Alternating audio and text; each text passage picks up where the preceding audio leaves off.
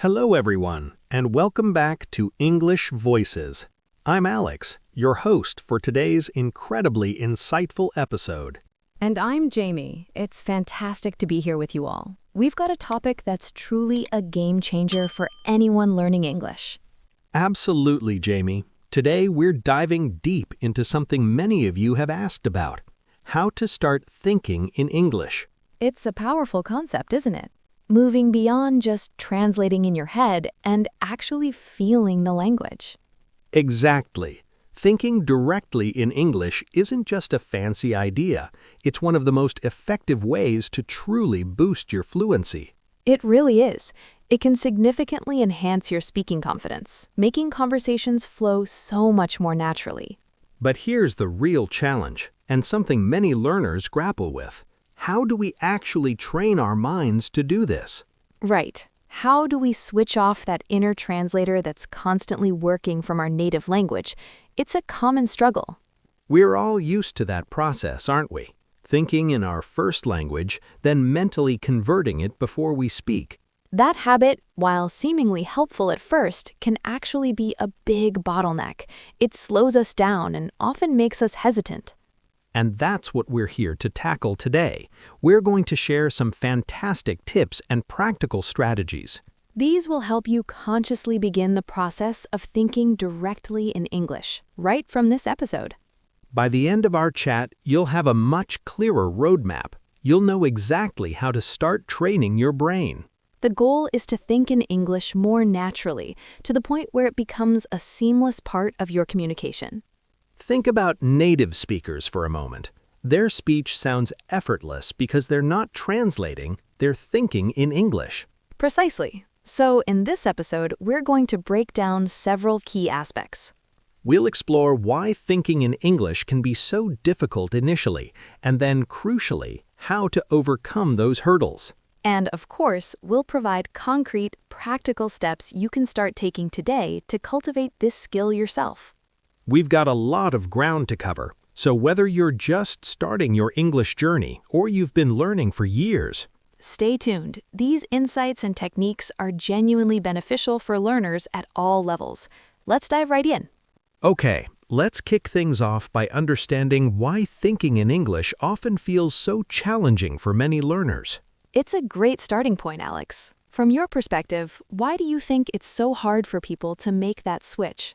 Well, Jamie, it largely comes down to deeply ingrained habits. We're incredibly accustomed to thinking in our native language. That makes sense. It's our default, our linguistic comfort zone. Right. When we first start learning a new language, our brains naturally rely on translation. It's like a mental crutch. It's a safety net that helps us understand new words and concepts by linking them to what we already know. But this very mechanism, while useful in the beginning, actually hinders our fluency in the long run. It creates a processing delay. Absolutely. This constant translation process, while a necessary phase, eventually forms a significant mental barrier. When we're trying to express ourselves, we're not just formulating our ideas, we're simultaneously translating them in real time. This can make us feel incredibly slow, hesitant, and even unsure of ourselves when we're speaking. It's frustrating. Instead of smoothly speaking directly in English, we often find ourselves stuck in this awkward translation loop. And that's not the only reason. Another major factor is that English, like any language, possesses its own unique structures. It has its own idiomatic expressions, cultural nuances, and distinct ways of conceptualizing and describing the world. These can be vastly different from our native languages. Think about word order, for instance, or how emotions are conveyed. Exactly. Even how we describe simple actions can differ significantly. Because of these inherent differences, when we think in our native language and then attempt a direct translation into English, it often sounds unnatural, stiff, or even grammatically incorrect. The sentences might not flow or make logical sense. Or the words might be in the wrong order, making it difficult for listeners to grasp our meaning. And that can be really disheartening, especially when our goal as learners is to sound as fluent and natural as possible. Definitely. It can feel like we're constantly struggling against the language rather than effortlessly engaging with it. Furthermore, thinking in English as a skill requires consistent practice and a good deal of patience. It's not an overnight transformation. It truly isn't. It demands deliberate and frequent exposure to English, not just during dedicated study time or in class. But rather throughout your entire day, by actively listening, consciously reading, and intentionally speaking in English.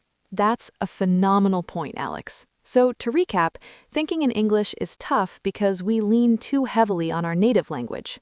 We encounter significant structural and expressive differences between languages, which complicates direct translation.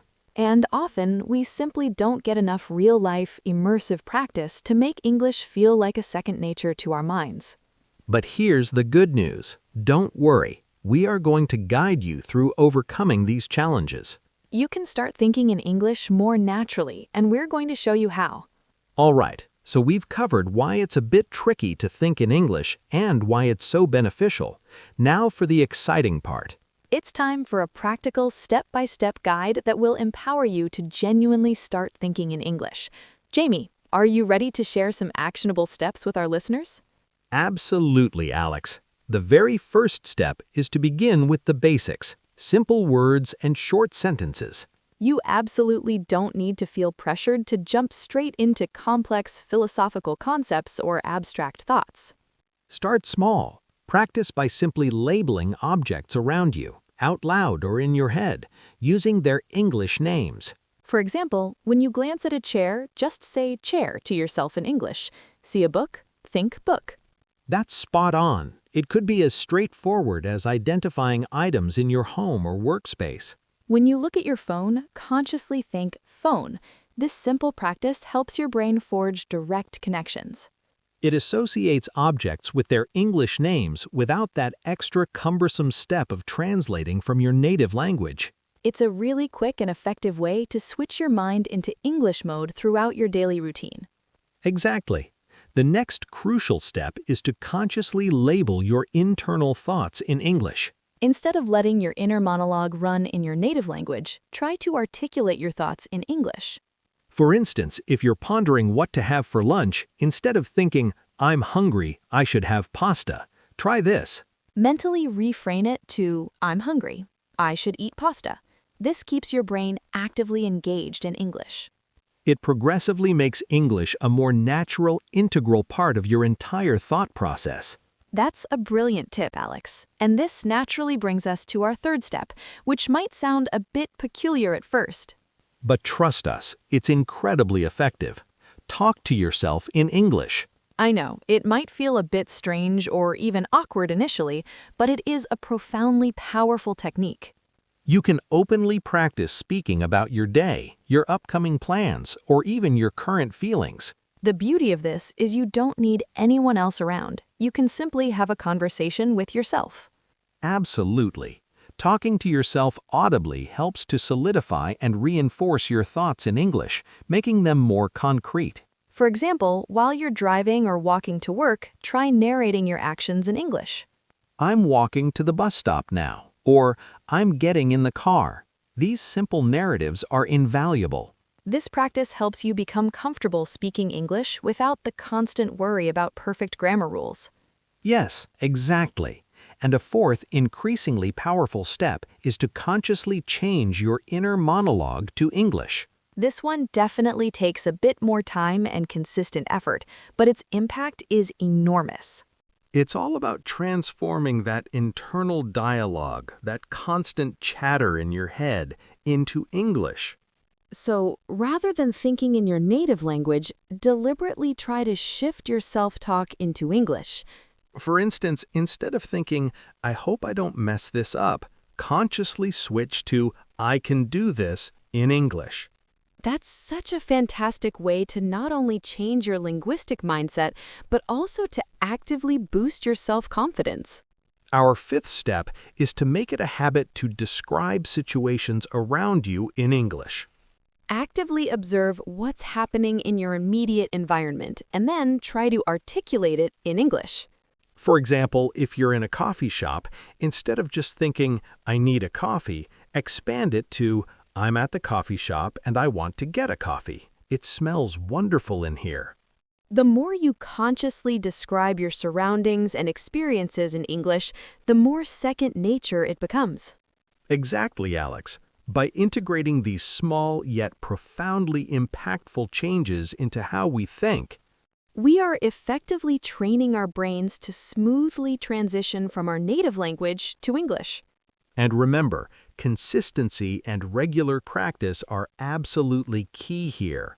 You won't see results instantly or overnight. But with persistent effort and patience, your mind will gradually and then increasingly start to think in English more often. Don't get discouraged if you stumble or make mistakes along the way.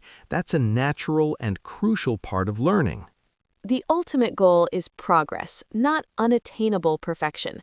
The more you practice, the more intuitive and natural it will all feel. Now that we've outlined some foundational steps, let's dive into practical exercises to supercharge your brain's English thinking. These exercises are straightforward, but they can make a monumental difference if you incorporate them regularly. The first exercise we highly recommend is called shadowing. Have you heard of it, Alex? Yes, it's brilliant. For those unfamiliar, shadowing involves listening intently to native English speakers. Whether it's in podcasts like ours, your favorite English videos, or even snippets of conversations you overhear. The crucial part is to repeat exactly what they say, out loud, immediately after they say it. It could be a single word, a short phrase, or even a full sentence. The key is to mimic them as closely as possible. Focus on their rhythm, their pronunciation, and their intonation. Try to sound just like them. That's right, Alex. Shadowing dramatically boosts your fluency and sharpens your pronunciation skills. You're training your brain to get accustomed to both hearing and actively producing English in real-time situations. You're not translating in your head, you're directly processing and reproducing the English sounds and patterns. This practice also plays a huge role in helping you develop a more natural, fluid rhythm in your own speech. Just like native speakers. The second powerful exercise is mind mapping in English. Mind mapping is a fantastic visual tool that helps you organize and connect your thoughts and ideas, all in English. You can start with a central idea or topic, placing it right in the middle of your page or digital canvas. Then you branch out from that central idea with related words, phrases, or even complete sentences, all in English. For example, if your central topic is food, you might branch out to fruits, vegetables, drinks, desserts, and so on. And from fruits, you could branch further to apples, bananas, berries. It's an endless web of connections. This actively helps your brain to build connections between ideas and vocabulary entirely within an English framework. Without ever needing to resort to translation, it's a very engaging way to expand your mental lexicon. It truly is a fun and highly effective exercise. It really activates your brain and strengthens those neural pathways for English. Plus, it's an exceptional way to build and retain new vocabulary because you visually see how different words interrelate. Another incredibly helpful exercise is to start journaling your thoughts in English. Dedicate a short block of time each day, say 5 to 10 minutes, to writing down your thoughts, feelings, or experiences. It can be as simple as describing what happened during your day or reflecting on something new you've learned. The most important thing is to simply get your thoughts onto paper or screen in English. Even if you don't feel entirely confident about your grammar or vocabulary, just write. Journaling is such a fantastic practice because it allows you to utilize English in a truly meaningful, personal context. You don't have the pressure of speaking perfectly. Your primary focus is purely on expressing yourself in English. The more consistently you write, the more you'll find your brain naturally starting to formulate thoughts directly in English. Exactly, Jamie. And here's the golden rule for all these exercises: consistency. The more you diligently practice these techniques, the more your brain will adapt and adjust to thinking in English. As your mind gradually becomes accustomed to processing thoughts and ideas in English, your overall fluency will inevitably improve. And it will continue to do so steadily over time. Finally, please remember that none of these exercises need to be overly complicated or time-consuming. You can always start small, dedicating just a few minutes and then gradually build up from there. Whether it's shadowing, mind mapping, or journaling, the absolute most important thing is to keep practicing. So, try to weave these exercises into your daily routine and observe how your ability to think in English flourishes. Now that we've outlined some foundational steps, let's transition to the next critical part of our podcast: identifying common mistakes learners make. We'll also discuss, more importantly, how you can proactively avoid them on your journey to thinking in English. Now that we've armed you with practical exercises, let's talk about some typical pitfalls. One of the most pervasive and common mistakes learners make is focusing excessively on grammar perfection. When we first attempt to think in English, we often get caught up in agonizing over whether a sentence is grammatically flawless. But it's vital to remember your primary goal: to communicate naturally and confidently, not to construct a perfectly parsed sentence every single time. Exactly. Don't fret too much about minor grammatical inaccuracies in the beginning stages. The true essence here is to practice actively thinking in English without constantly pausing to self-correct every thought. Prioritize getting your ideas and messages across in English, even if the grammar isn't absolutely immaculate. Trust us, with more consistent practice and exposure, correct grammar will start to feel much more natural over time. Another frequent mistake is overthinking your vocabulary choices. It's a classic trap. Sometimes learners become so fixated on finding the perfect word or the most sophisticated phrase. They end up freezing, and as a result, they don't say anything at all. The conversation stalls. If you don't immediately recall a specific word, simply use a synonym or opt for a simpler, more accessible expression. The overarching objective is to keep the conversation flowing smoothly, even if it means resorting to simpler language occasionally. Precisely, Jamie. In authentic, real-life conversations, native speakers don't exclusively use complex, obscure words. They frequently employ clear, straightforward vocabulary, so if a word eludes you, try to explain it in a different way. Or use a more general synonym. This approach will significantly help you communicate effectively without getting stuck. Another very common and perhaps the hardest habit to break is continually thinking too much in your native language. It's incredibly easy to slip back into our native language, especially when we encounter a challenge or feel momentarily stuck. However, the more you habitually rely on your native language for mental processing, the harder it will be to truly transition to English. So, if you catch yourself thinking in your first language, make a conscious and immediate effort to switch back to English. That's excellent advice. The most effective way to break the translation habit is to fully immerse yourself in English. Surround yourself with the language as much as humanly possible through various media, active conversations, and daily activities. The greater your consistent exposure to English, the more effortlessly it will become for you to naturally think in it. And finally, a major mistake is expecting instant results. This journey demands both time and immense patience. You won't suddenly wake up one morning flawlessly thinking in English.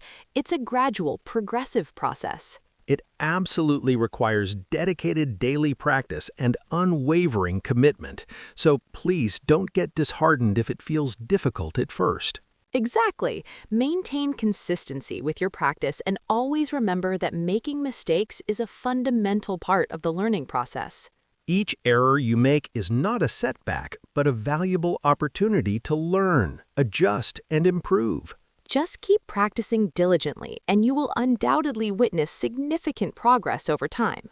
So, to quickly summarize, strive to avoid overthinking grammar. Don't freeze when you can't immediately find the perfect word. Be very mindful of slipping back into your native language, and crucially, remember that thinking in English is a gradual process. Stay consistent, stay patient, and you will absolutely get there. That's absolutely right, Alex. Now, let's wrap up today's episode with some essential final tips. These will help you continue powerfully on your journey toward fully thinking in English. We've covered a substantial amount of ground today, but before we conclude, we want to leave you with a few key takeaways. First and foremost, always remember to maintain consistency. As we've repeatedly emphasized, this is not a skill that develops overnight. The more you integrate even a few minutes of daily practice, the more intuitive and natural thinking in English will become. Even those short, consistent bursts of practice accumulate into significant progress over time. Second, actively immerse yourself in English. Deliberately surround yourself with the language as extensively as you possibly can. Watch English movies, listen to a wide variety of English podcasts, read English books, articles, and websites.